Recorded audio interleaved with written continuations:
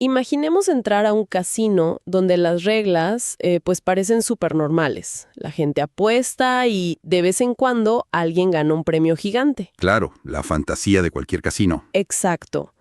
Pero luego nos enteramos de un detalle bastante perturbador. Resulta que la administración del casino destruye en secreto casi todos los registros de las veces que la gente pierde su dinero. Uy, o sea que la imagen queda totalmente distorsionada. Totalmente. Si alguien evalúa ese casino basándose únicamente en los registros que quedan ahí a la vista, pues va a llegar a la conclusión de que apostar ahí es un método infalible para hacerse millonario. Parecería que todo el mundo gana siempre, claro. Sí, sí. Y esta ilusión óptica, esta distorsión tan profunda de la realidad, es sorprendentemente similar a un problema que afecta al corazón mismo de la investigación científica empírica. Así es. Por eso, en nuestra inmersión a fondo de hoy, vamos a explorar un documento fascinante. Se titula Identificación y corrección del sesgo de publicación, y es de los economistas Isaiah Andrews y Maximilian Casey. Un texto interesantísimo, por cierto. Sí.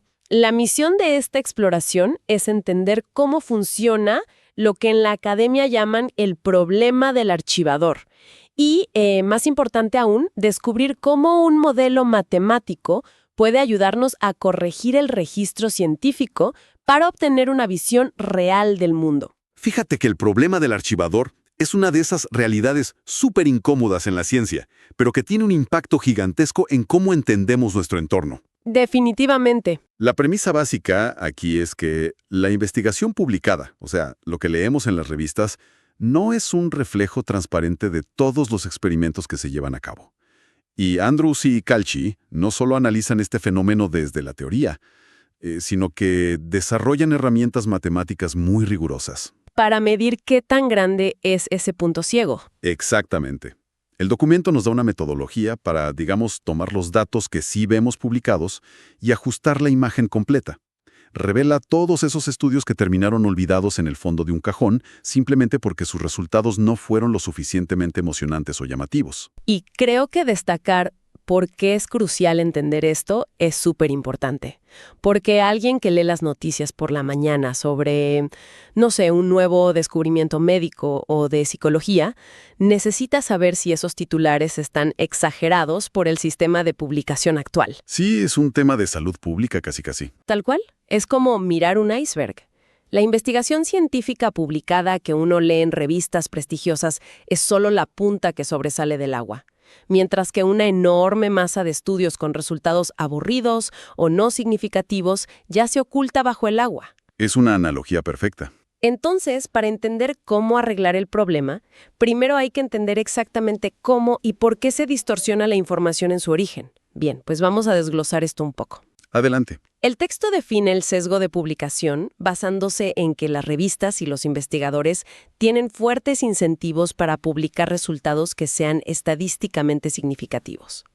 Y se menciona un límite, este famoso concepto del 5% de significancia, o un valor estadístico Z de 1.96. El famoso 1.96. Sí. O sea, los estudios que superan este número mágico se publican y los que no se quedan en el cajón. Pero, a ver, ¿qué significa realmente este número para la ciencia? Bueno, ese número es, en esencia, la aduana de la ciencia moderna. En estadística, un valor Z de 1.96 nos dice que un resultado está a casi 2 desviaciones estándar del promedio. Suena muy técnico eso. Sí, para no enredarnos con la matemática pura, esto simplemente significa que el resultado de un experimento es tan inusual que la probabilidad de que haya ocurrido por pura casualidad es menor al 5%. Ah, ok. Menos del 5% de que sea suerte. Exacto. Y a lo largo de las décadas, las revistas adoptaron este 5% como un estándar de oro, una línea divisoria que, siendo honestos, es bastante arbitraria. Si un estudio encuentra un efecto que cruza esa línea, ¡boom!, tiene vía libre para ser publicado y citado. ¿Y si no la cruza? Si cae por debajo, se considera inconcluso, nulo, y pues se va al archivador. Las consecuencias de esto son estimaciones muy exageradas de los efectos reales y rangos de confianza engañosos. Es como si existiera una obsesión por lo excepcional, ¿no? Pero esto me genera una duda razonable. ¿Significa esto que los científicos están mintiendo o manipulando datos a propósito para cruzar ese 1.96? Es una buena pregunta. Porque, pensándolo en términos deportivos, es como ver un video de los mejores momentos de un jugador de fútbol. En ese video de 1 minuto, solo hay goles increíbles, haciendo que parezca que anota cada vez que toca el balón. Cuando la realidad de un partido completo, pues, es muy distinta. Lo fascinante de esto es que el documento no acusa a nadie de fraude.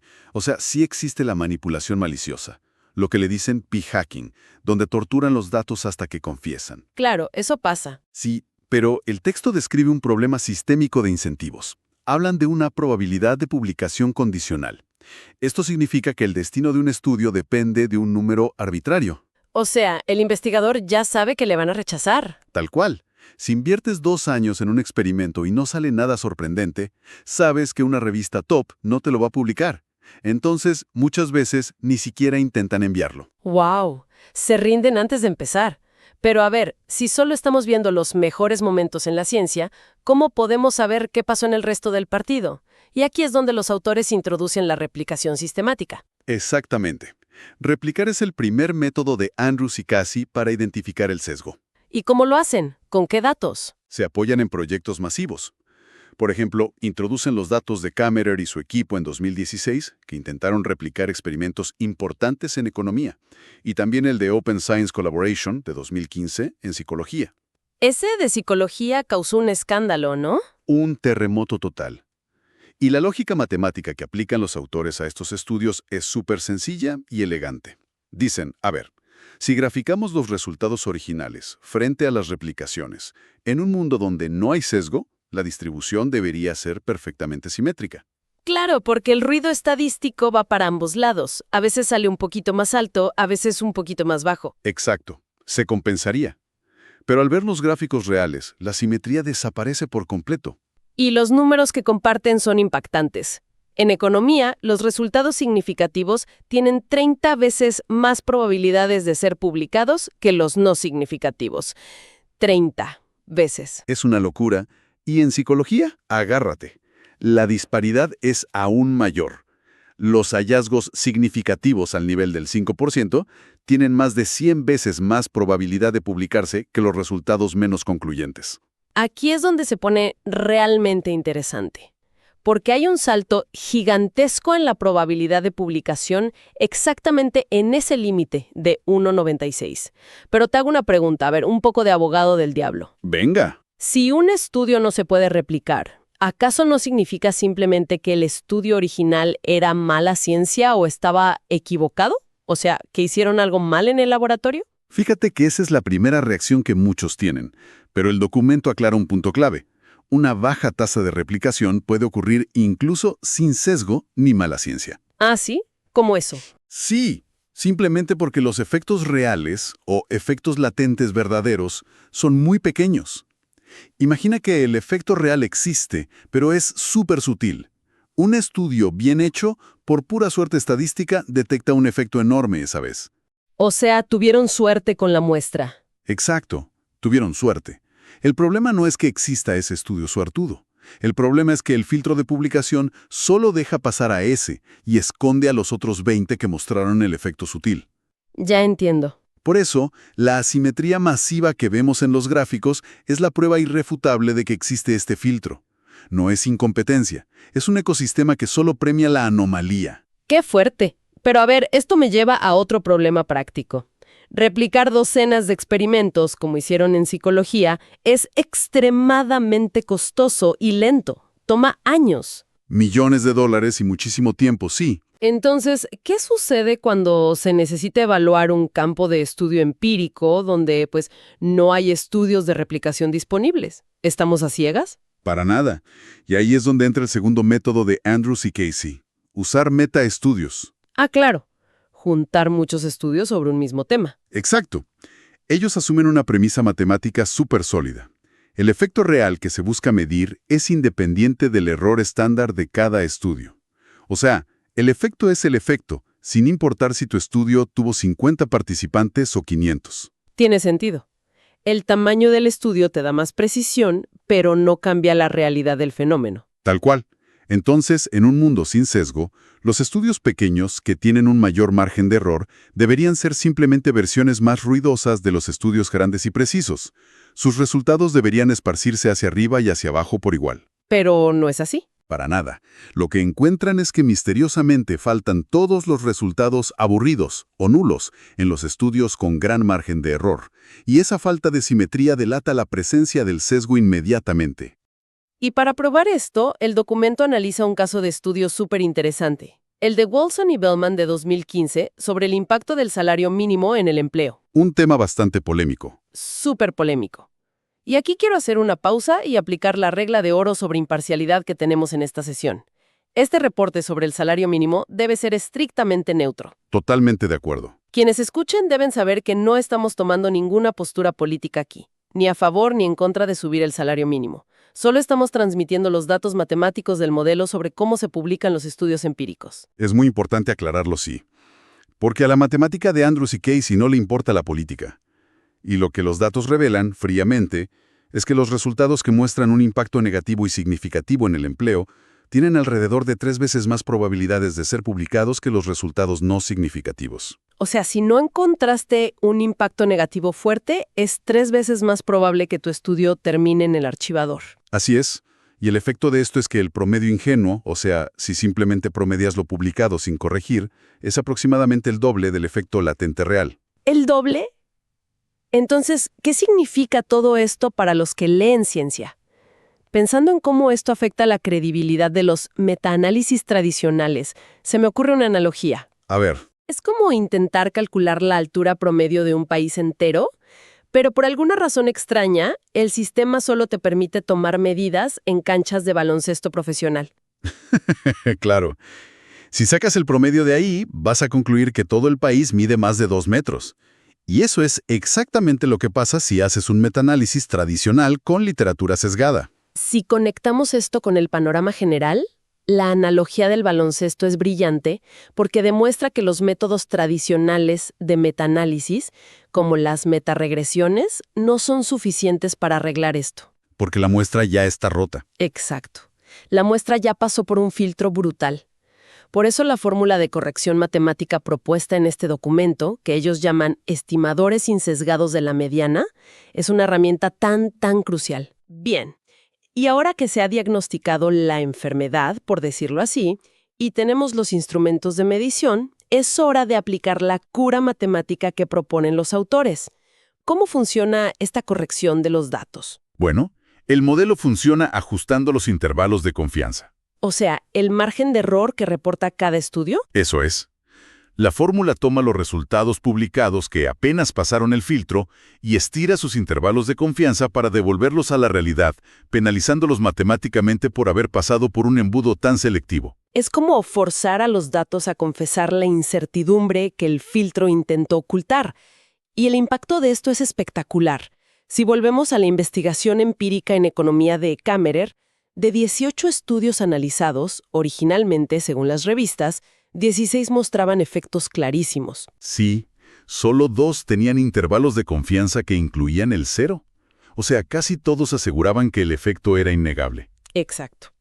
Pero, agárrense, tras aplicar la corrección de sesgo de Andrews y Katzi, 12 de los 18 estudios incluyeron el 0. Es un baño de agua fría. Pasamos de tener certeza casi absoluta a darnos cuenta de que en 2/3 de esos estudios el efecto real podría ser 0. Nada. Es un ajuste radical.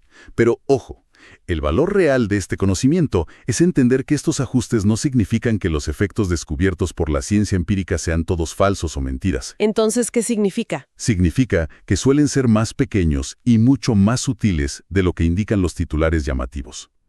La realidad es más compleja y menos sensacionalista que las portadas de las revistas. Y esto plantea una pregunta de aplicación práctica enorme. ¿Cómo debe reaccionar a alguien ajeno a la academia al leer un nuevo titular científico? O sea, si leo que comer arándanos mejora la memoria un 200%, ¿debería asumir automáticamente que el hallazgo es un 50% menos impactante de lo que dice la prensa? ¿Le aplicamos un descuento mental? Esto plantea una pregunta importante sobre cómo consumimos información. Cultivar un poco de escepticismo es sano, pero el objetivo de este documento no es que caigamos en un cinismo absoluto frente a la ciencia, pensando que nada sirve. Claro, no queremos desechar todo el conocimiento. Para nada. La lección principal es entender que el ecosistema de la información, por su propia naturaleza, premia la exageración. El valor real, el conocimiento sólido, está en mirar el cuerpo de evidencia corregido a lo largo del tiempo, no el estudio individual más reciente y ruidoso. Me parece una excelente forma de verlo. Para resumir nuestra exploración de hoy, creo que podemos decir que el registro científico publicado es como una fotografía a la que se le aplicó un filtro, de esos de redes sociales, que satura los colores para que todo luzca más intenso. Una imagen súper editada. Así es. Y la investigación empírica de Andrews y Casey nos proporciona por primera vez el botón para quitar el filtro. Nos revela una imagen mucho más precisa, que a veces es menos sensacionalista, sí, pero es una visión real del comportamiento humano, de la economía y de la psicología. Es un paso gigante para limpiar nuestro conocimiento acumulado. Totalmente. Y quiero dejar una reflexión final. Un pensamiento provocativo que amplía un poco los límites de lo que discutimos hoy. A ver, te escucho. Pensemos en la era actual. En este momento, los sistemas de inteligencia artificial están siendo entrenados leyendo millones de artículos científicos publicados para automatizar diagnósticos médicos, decisiones legales o de políticas públicas.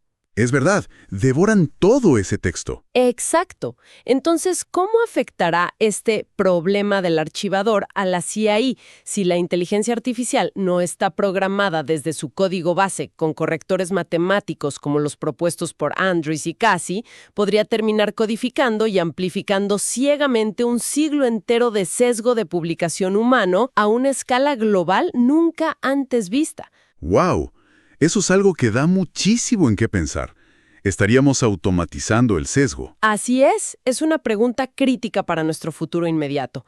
Ojalá los desarrolladores de IA estén prestando atención a estos modelos matemáticos. Ha sido una exploración fascinante. Sin duda alguna. Hasta la próxima.